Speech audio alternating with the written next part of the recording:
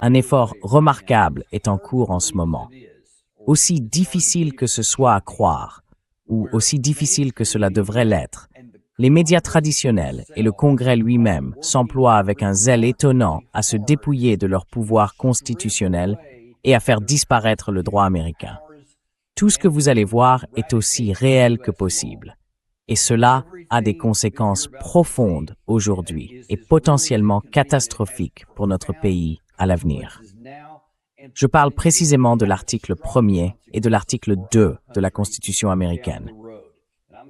Il délimite et instaure une barrière, une protection, entre les pouvoirs du Congrès en matière de déclaration de guerre et les pouvoirs du président des États-Unis en tant que commandant en chef dans la conduite de la guerre.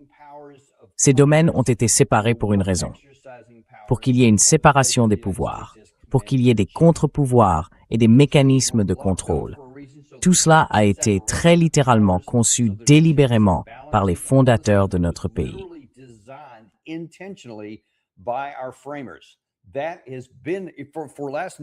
Cela s'est lentement érodé au cours des dernières décennies. Aujourd'hui, c'est en train d'être détruit et démantelé, au point que la Constitution, dans ses 2 articles, et la loi de 1973 sur les pouvoirs de guerre sont désormais lettres mortes. Et je vais vous montrer pourquoi.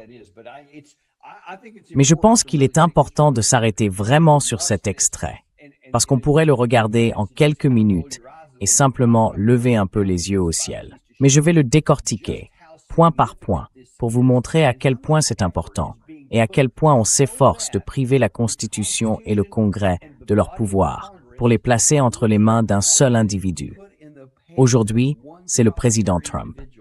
Mais le précédent qui est ainsi créé s'étendra à quiconque accédera au pouvoir par la suite.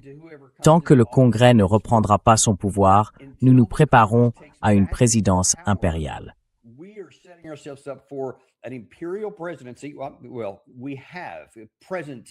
Eh bien, nous avons, au présent, pas, nous nous en rapprochons, une présidence impériale en matière de conduite de la guerre.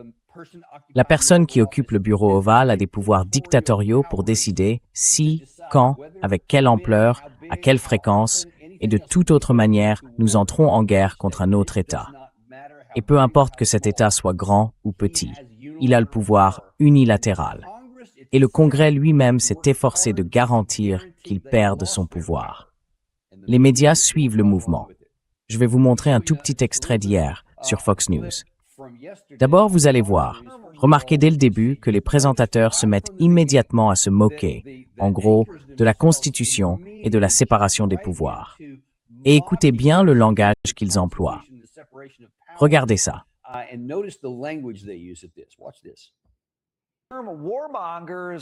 Les va-t-en-guerre, dehors. Les partisans des pouvoirs de guerre, malheureusement, sont là. Le Congrès n'est même pas en session. Mais le Parti démocrate piaille depuis les coulisses de la pause parlementaire à propos d'une ingérence dans les initiatives du président Trump sur l'Iran et les démocrates du Congrès. Arrêtez-vous là. C'est une bonne... D'accord. Qu'est-ce que vous voulez dire par « il s'immisce dans les pouvoirs de guerre du président Trump » ?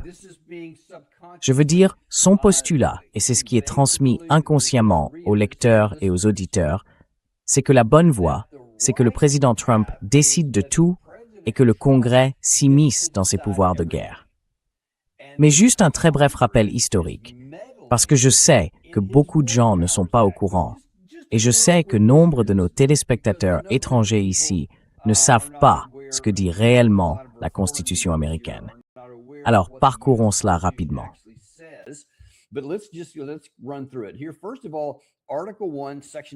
Tout d'abord, l'article 1er, section 8.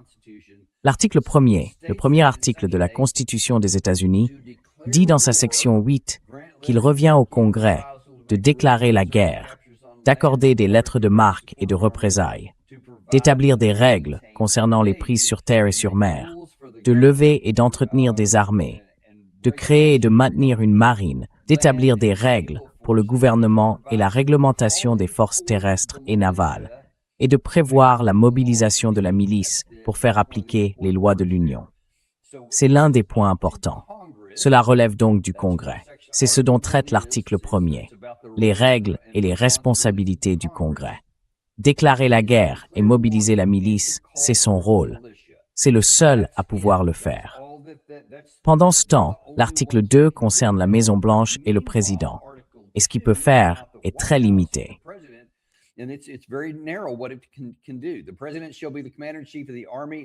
Le président est le commandant en chef de l'armée et de la marine des États-Unis, ainsi que des milices des différents États lorsqu'elles sont appelées au service actif. Si ce langage précis a été inscrit dans les deux cas, c'est pour une raison. Seul le Congrès peut déclarer la guerre. Seul le Congrès peut mobiliser les milices. C'est comme ça qu'on les appelait à l'époque. Et le président ne peut utiliser ces forces qu'une fois qu'elles ont été mobilisées. Donc, c'est parfaitement clair. Il n'y a aucune ambiguïté. Seul le Congrès peut déclarer la guerre et les mobiliser.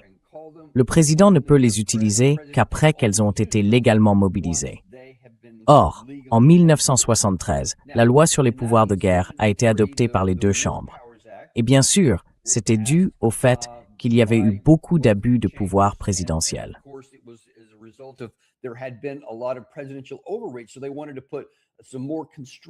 Ils voulaient donc imposer davantage de contraintes au président. Ils ont dit « Très bien, soyons parfaitement clairs.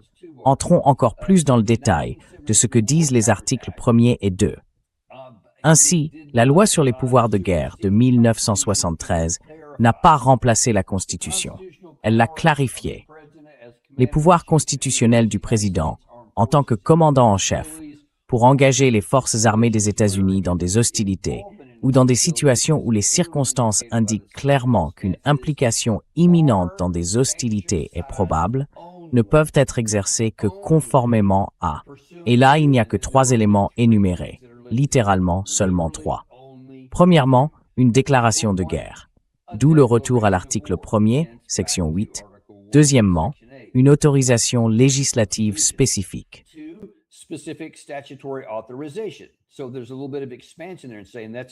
Il y a donc un léger élargissement ici, puisqu'on dit qu'il y a une autre autorisation si le Congrès accorde une autorisation légale. Ou, troisième cas, une urgence nationale, créée par une attaque contre les États-Unis, leur territoire ou leur possession. Puis plus bas, à la section 3, il est dit que le président doit, dans tous les cas possibles, consulter le Congrès avant d'engager les forces armées des États-Unis dans des hostilités. Donc c'est très clair. Il n'y a que 3 situations qui peuvent amener le président des États-Unis à utiliser les forces armées. Premièrement, selon la Constitution, article 1er, section 8, le Congrès a déclaré la guerre. Deuxièmement, si le Congrès adopte une loi, il y a une autorisation légale, comme une AOMF, une autorisation d'employer la force militaire.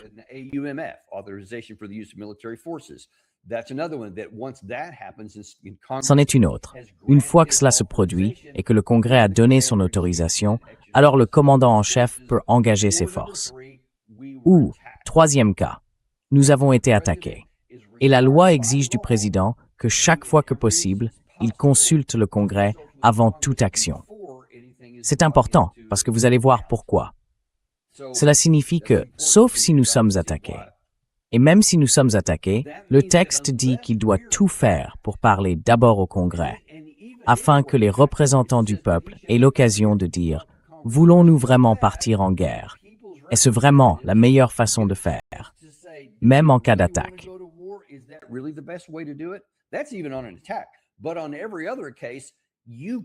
Mais dans tous les autres cas, le président des États-Unis ne peut pas, comprenez bien ceci, selon le droit américain et la Constitution américaine, utiliser les forces armées simplement parce qu'il en a personnellement envie, ou parce qu'il pense que c'est ce qui devrait se passer, ou parce qu'il se dit « je pense que c'est ce qu'il faut faire ». Ce qu'il pense n'a aucune importance. Il y a une raison à cela, mesdames et messieurs. Les rédacteurs de notre Constitution et les fondateurs de notre gouvernement l'avaient compris, parce qu'ils avaient vu les abus de leur époque. Il n'y a rien de nouveau sous le soleil. Les gens ont toujours voulu ce pouvoir unilatéral d'entraîner des pays dans des conflits armés, même contre la volonté de tous les autres. comme si c'était un jouet personnel. Ils voulaient s'assurer que cela n'arrive pas. Ils voulaient qu'il soit difficile d'entrer en guerre.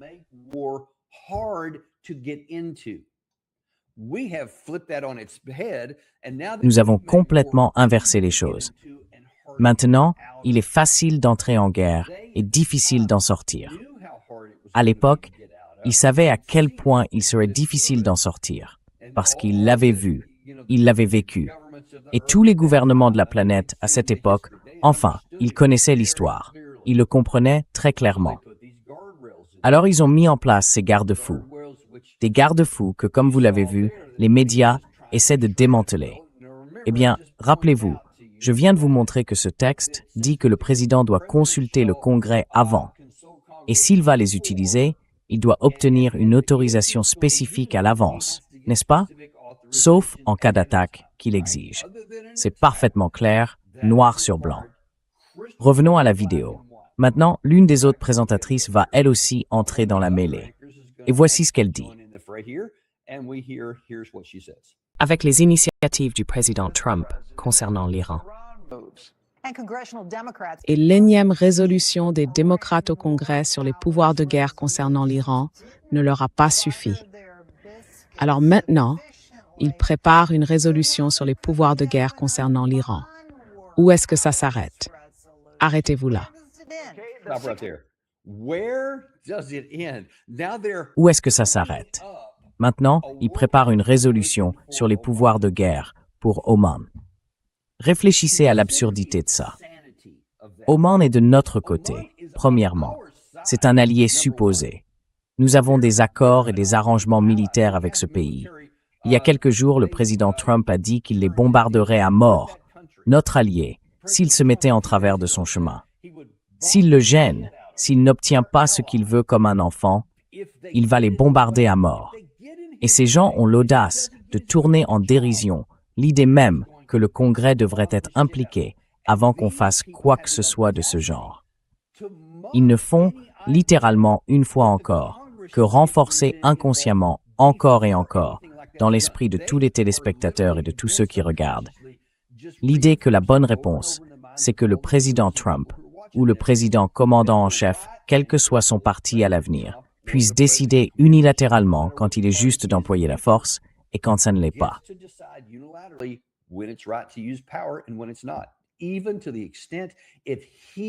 Même si, de son propre chef, il décide d'attaquer l'un de nos alliés, de quel droit le Congrès dirait quoi que ce soit là-dessus? Évidemment, vous essayez d'en faire une affaire partisane, et malheureusement, on ne peut pas en retirer le partisanisme. C'est l'une des maladies de notre système actuel, contre laquelle je m'élève souvent, et c'est un facteur ici. Bien sûr, vous n'avez vu aucun républicain le faire. Et je vous garantis que si c'était l'inverse, si c'était comme à l'époque d'Obama ou sous Biden, et qu'on voyait les républicains à ce moment-là, alors ils ne parlaient que de la loi de 1973 sur les pouvoirs de guerre. Ils ne parlaient que de la Constitution des États-Unis, jusqu'à ce que ce soit leur gars qui soit au pouvoir.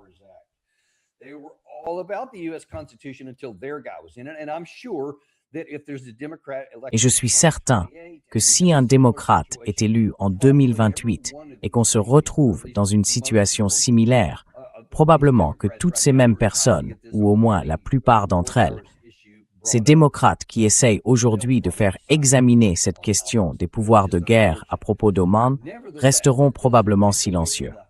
C'est regrettable. Cela dit, ça n'enlève rien au fait que tel qu'il est rédigé aujourd'hui, la Constitution et la loi américaine exigent cela, afin d'éviter des choses comme celle-ci, où le président des États-Unis pourrait littéralement nous entraîner dans une guerre contre un allié. Je veux dire, prenez un instant pour mesurer ça. Vous essayez de soutenir que ni le Congrès, ni les médias ne devraient avoir leur mot à dire, et que le président Trump devrait littéralement avoir des pouvoirs dictatoriaux pour aller tuer même nos alliés. C'est insensé et complètement fou, mais ce n'est pas la fin de la folie. Revenons-y. Gary, continuez.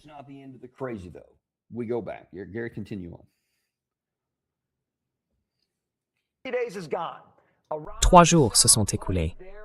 L'Iran semble plus que jamais sur le pied de guerre. le président Trump dit que nous ne sommes pas en discussion.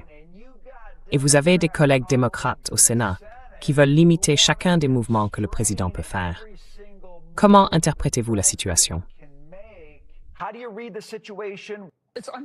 Il est regrettable que les démocrates voient ça comme un jeu et un coup de communication, comme le révèle Ro Khanna en disant « faisons-en un pour chaque pays ». Ils vont se montrer obstinés sur ce point. Bon, écoutez. Encore une fois, il dit, le présentateur, que les démocrates veulent limiter la Maison-Blanche. Oui, c'est leur rôle, mec. Ils sont censés limiter la Maison-Blanche. Parce que si le peuple américain ne soutient pas cette guerre, il ne devrait pas y avoir de guerre. Il faut comprendre que c'est vraiment au cœur même de toute la raison d'être de la séparation des pouvoirs entre l'article 1er et l'article 2, ainsi que de la définition prévue par la loi sur les pouvoirs de guerre de 1973, parce que le peuple américain envoie ses représentants pour parler en son nom. En fait, si nous sommes une démocratie, et si nous voulons prétendre que nous sommes une démocratie, alors la volonté du peuple doit compter. C'est pour ça que nous avons des représentants, pour représenter nos intérêts à Washington.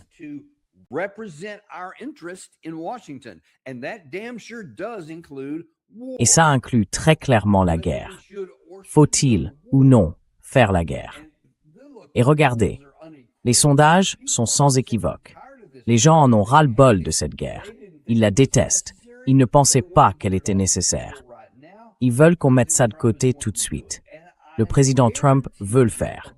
Et je vous garantis que si on faisait un sondage, personne ne dirait « oui, allons faire la guerre ». À part quelques-uns, il y en aura toujours.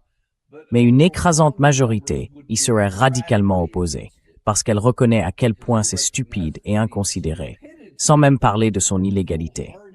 Je veux dire, réfléchissez-y. Nous sommes entrés en guerre contre l'Iran simplement à cause de cette histoire fictive d'armes de destruction massive, comme en 2003. On en a inventé une autre.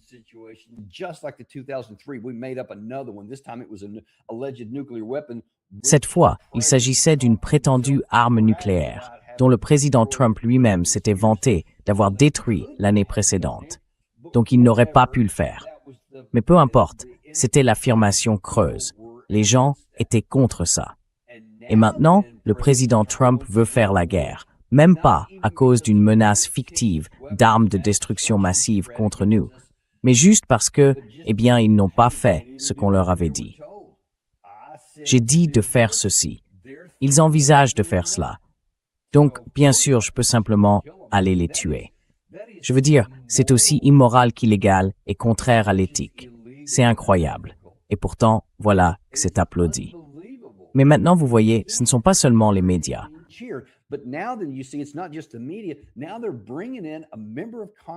Maintenant, ils font venir une membre du Congrès elle-même, une représentante républicaine, juste pour balayer cette idée d'un revers de la main, comme si le Congrès n'avait surtout pas à s'en mêler. Et bien sûr, lui, ce n'est qu'un cas parmi d'autres dans cet épisode précis. Mais enfin, les sénateurs et les représentants, tous bords confondus, sur toute une série de votes différents depuis très longtemps, n'ont pas assumé leur rôle, n'ont pas fait leur travail, ni pris leurs responsabilités au sérieux. Mais, littéralement, ils s'efforcent de voter leur propre perte de pouvoir. Parce que je pense qu'aujourd'hui, les membres du Congrès se considèrent comme des agents de leur parti. Ils ne sont plus vos représentants. Ce système est tout simplement cassé et dysfonctionnel. Et aujourd'hui, je parle précisément de la loi sur les pouvoirs de guerre et de la Constitution.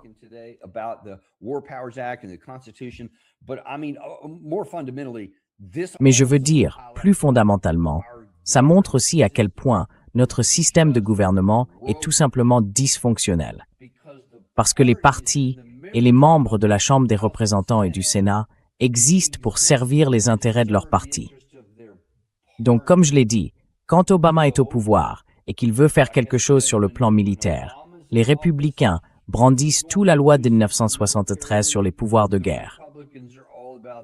Mais quand le président Trump, un membre de leur parti, est au pouvoir, alors ils se taisent.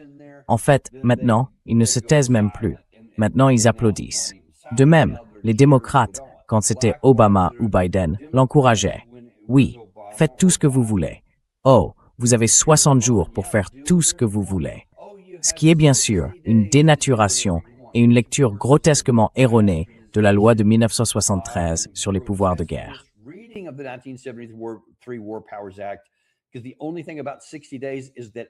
Parce que la seule chose concernant ces 60 jours, c'est qu'après avoir rempli les obligations que je viens de vous montrer, il est tenu de faire rapport au Congrès dans ce délai de 60 jours. En aucun cas, et à aucune lecture sérieuse du texte, il n'est dit qu'il peut faire tout ce qu'il veut pendant 60 jours. Mais peu importe. Au fond, les deux partis feront et diront tout ce qu'ils veulent pour leur parti et pour leur homme à la Maison-Blanche. C'est aussi simple que ça. C'est aussi simple que ça. C'est aussi clair que ça. Ils ne nous représentent plus réellement. Donc à elle seule, c'est déjà un autre problème. Mais revenons au texte. Malheureusement, il y a encore un peu plus. Gary, continuez.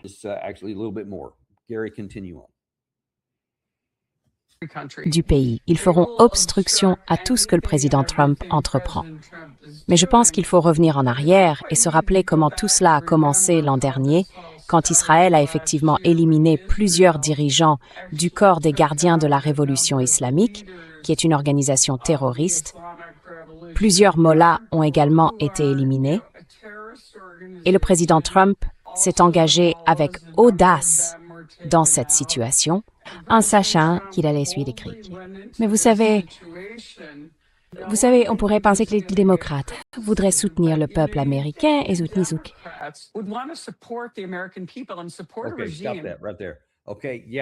Voilà. D'accord, oui. Et le président Trump a fait preuve d'audace et est intervenu contre la Constitution, contre le droit américain.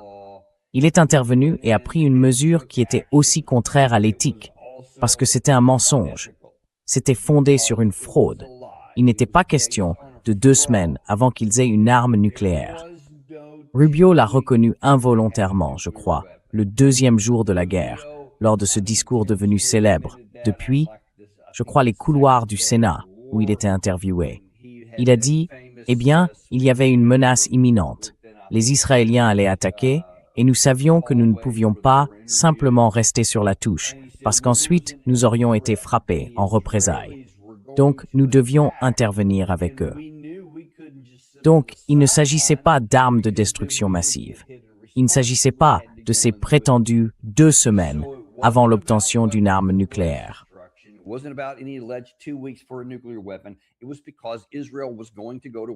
C'était parce qu'Israël allait entrer en guerre contre l'Iran, et ils nous y ont entraînés. Point final. Mais vous la voyez vous mentir, et dire « Oh, il a eu le courage de faire ce qu'il fallait pour nous protéger d'une menace qui n'existait pas, et ce, contre notre propre Constitution. » Et voilà où nous en sommes. Vous voyez, elle travaille désormais, en tant que membre du Congrès, très activement à mentir pour le président de son parti et à céder les pouvoirs que les rédacteurs de la Constitution américaine ont confiés à son institution. Ces gens-là prétendent si souvent être des patriotes et aimer la Constitution. Combien d'entre vous les ont vus, au fil des ans, brandir un exemplaire de la Constitution? Et si, au lieu de la brandir sans arrêt, ils lisaient ce fichu texte? Ce serait déjà un bon premier pas.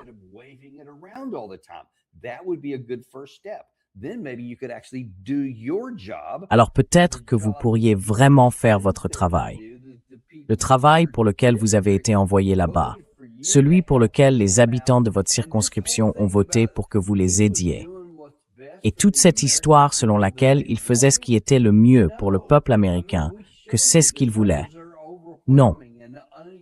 Enfin, les chiffres que nous vous avons montrés sont accablants et sans équivoque. Personne ne voulait faire la guerre à l'Iran. Enfin, pas beaucoup de gens. Je me corrige, très peu de gens, en pourcentage, voulaient faire la guerre. La plupart ne le voulaient pas. Donc ce n'était pas pour le peuple américain. C'était pour lui personnellement, le président Trump, et pour sa relation avec le premier ministre israélien. Point final. C'est tout. C'est tout. Certaines choses, la plupart des choses dans la vie, sont vraiment compliquées. Celle-ci n'en fait pas partie, les amis. Maintenant, en revanche, Tout devient incroyable compliqué depuis.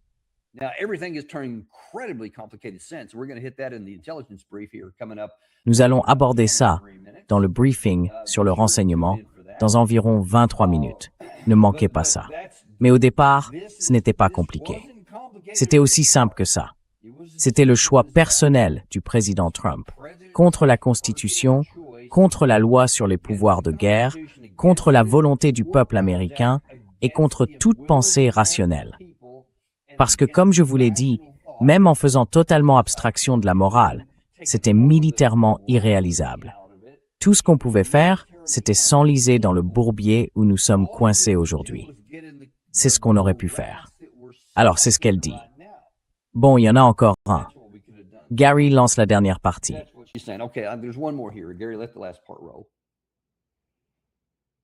Sachant qu'il allait être critiqué. Mais vous savez, on pourrait penser que les démocrates voudraient soutenir le peuple américain et soutenir un régime dont les propres citoyens se font arracher les yeux. Ils sont abattus et tués par ce régime parce qu'ils manifestent. Et ce n'est pas un petit pays. Il y a 90 millions d'habitants là-bas. Il faut simplement leur donner la possibilité de se soulever. Mais malheureusement, ce régime meurtrier cherche aussi à détruire Israël et appelle chaque jour à la mort d'Israël, à la mort de l'Amérique. Rappelez-vous, pour eux, nous sommes le grand Satan. Donc je pense que ce que le président Trump essaie de faire, c'est qu'il leur a donné une chance de paix. Certains pourraient soutenir qu'il n'aurait peut-être pas dû le faire et que cela leur a donné le temps de se reconstruire.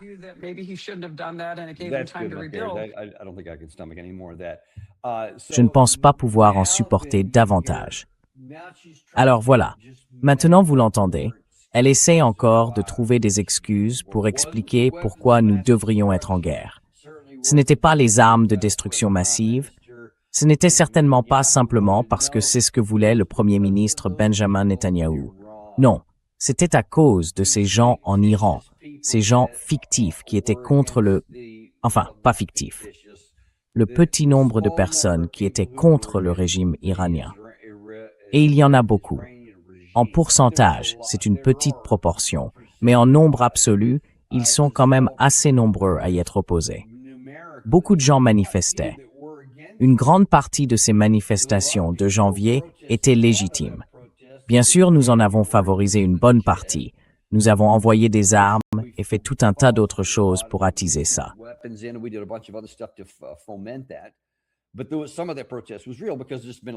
Mais une partie de cette contestation était réelle, parce que ça fait longtemps. Je connais plusieurs personnes ici, à Washington, qui connaissent très bien l'opposition en Iran. Et elles travaillent depuis des décennies à trouver un moyen d'obtenir un nouveau régime. Elles veulent un nouveau gouvernement, etc.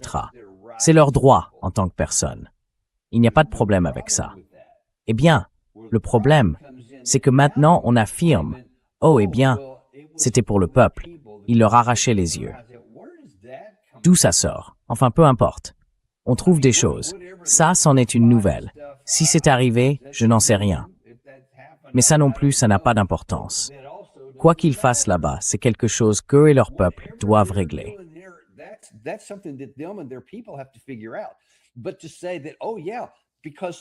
Mais dire que, oh oui, parce qu'il se passe quelque chose de mauvais dans ce pays, nous aurions le droit et l'autorisation d'y entrer et de tuer les gens qui ne nous plaisent pas, pour remettre en ordre quelque chose que nous voulons. Et bien sûr, s'il vous plaît, n'insultez pas mon intelligence, Madame la députée. D'une manière ou d'une autre, vous pensez que nous sommes tellement stupides que nous allons croire ça. Oh oui, eh bien, c'était à cause d'eux. Nous devons leur apporter la liberté et la paix. Mais personne ne croit ça. C'est une moquerie envers la simple intelligence. Nous savons que ce n'est pas la vérité. Et ce n'est pas non plus une raison d'entraîner notre pays dans la guerre. Et d'ailleurs, parlons-en, parce que le coût pour l'Amérique a été énorme. Elle n'a parlé d'aucun des coûts. Aucun de ces gens n'en a parlé.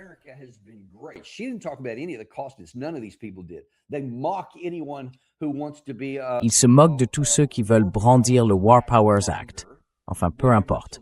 Donc, ils se moquent aussi de ça. Et puis, ils oublient un peu que vous vous dites patriote. et les 18 Américains morts. Aujourd'hui, le Pentagone reconnaît au moins 757 Américains blessés. Je parie que le chiffre est plus élevé, mais c'est déjà largement assez. 757. Une quarantaine d'avions ont été détruits. 20 bases ont été rendues inutilisables. Nous avons évacué un bon nombre d'entre elles et nous nous sommes repliés davantage pour d'autres, en gardant nos forces navales à l'écart. Nous avons eu tous les problèmes avec nos navires que vous voyez là. Des personnes déployées envisagent sérieusement de se suicider.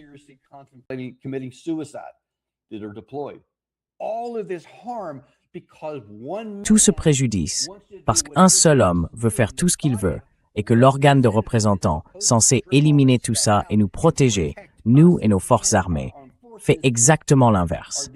Il remet encore plus de pouvoir, sans aucune limite, entre les mains d'un seul individu, contre la volonté de millions, de dizaines de millions d'Américains, probablement de centaines de millions qui s'y opposent.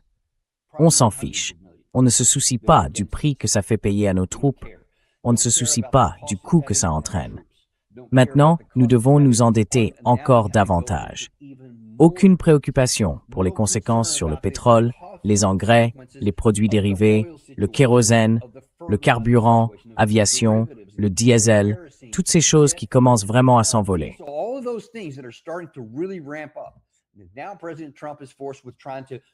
Maintenant, le président Trump se retrouve face au choix d'aller peut-être encore plus loin, pour tenter encore une fois de réaliser ce qui est militairement impossible. Je ne sais pas. Ou peut-être qu'il va pousser l'Iran si durement sur le plan économique qu'ils reviendront et relanceront eux-mêmes la guerre.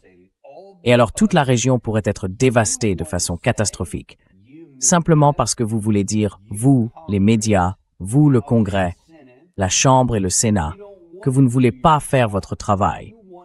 Vous voulez laisser un seul homme décider de tous nos avenirs, même quand c'est manifestement destructeur, autodestructeur. C'est pour ça que c'est si important. C'est pour ça que notre pays était gouverné comme il l'était, qu'il a été créé et conçu comme il l'a été, pour éviter des problèmes comme ceux que nous avons en ce moment.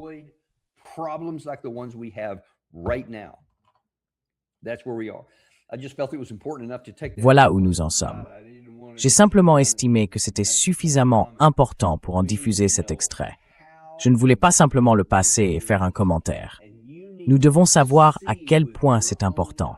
Et vous devez voir de vos propres yeux à quel point nos membres du Congrès échouent grotesquement à servir l'Amérique, tout comme le système lui-même. En gros, il existe pour servir les désirs d'un seul homme. Voilà où nous en sommes, les amis. C'est la situation actuelle. Merci à vous tous. Nous revenons dans environ 15 minutes. Nous aurons notre briefing sur le renseignement, où nous vous montrerons le meilleur de ce que nous avons appris cette semaine, ainsi que les éléments les plus importants que nous avons découverts au cours de la nuit, et il y a beaucoup de choses à partager sur ces deux plans. À tout à l'heure, dans environ 15 minutes.